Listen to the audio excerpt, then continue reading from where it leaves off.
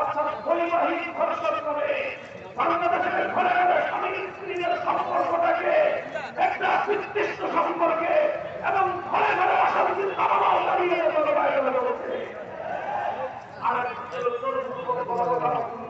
এই বিষয়গুলোকে মানবতার অপরাধ হিসেবে আখ্যায়িত করে স্বামীর অধিকার, আল্লাহ প্রদত্ত স্বামীর অধিকার, ইসলাম প্রদত্ত স্বামীর অধিকারকে জলাঞ্জলি দিয়ে ঘরে ঘরে চালিয়ে দেওয়ার ষড়যন্ত্র চলছে। পশ্চিমা বিশ্বে পারিবারিক ব্যবস্থা ভেঙে সংস্কার হয়ে গিয়েছে। এখন তারা চায় মুসলিম বিশ্বের পরিবার ব্যবস্থাকে ধ্বংস করে দিতে। ডক্টর ইউনূস সাহেব, আপনি ভালো মানুষ, আপনার অন্যান্য বিষয়রা, কিন্তু এইভাবে শিক্ষা কমিশন গঠন করলেন একটা। শিক্ষা কমিশনের ব্যাপারে আমরা কথা বলছি কয়েকদিন ধরে।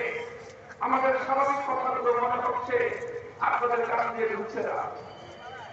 শিক্ষা কমিশন এদেশের 90% মুসলমানদের সন্তানেরা কি পড়াশোনা করবে, তাদের সেই পাঠ্যসূচি, তাদের শিক্ষা ব্যবস্থা প্রণয়ন করে দিবে।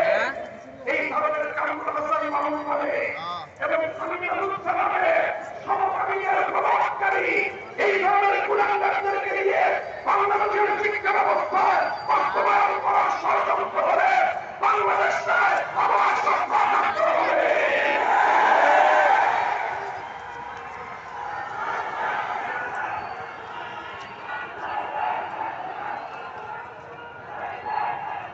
এদেরকে বাদ দিয়ে শিক্ষা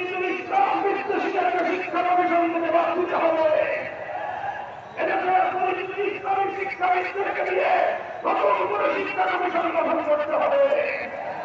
ওই শিক্ষা কমিশন বিতর্কিত শিক্ষা কমিশন এদেশের ইসলাম প্রিয় আলেম সমাজ মানে না, মানতে পারে না। এগুলো আমাদের গুরুত্বপূর্ণ এজেন্ডা। একটা হল শিক্ষা কমিশন, আরেকটা হল অপরাধের মধ্যে সংস্কারের নামে কোরআন বিরোধী, ইসলাম বিরোধী, ইসলামী সভ্যতা সংস্কৃতি বিরোধী বাংলাদেশের হাজার বছরের ঐতিহ্য এবং চিন্তা চেতনা পরিবর্তী যেই সকল ধারাগুলো সংস্কার করে অন্তর্ভুক্ত করবার প্রস্তাবনা করা হয়েছে। ভালোই ভালোই বলতেছি, কথা শুনেন।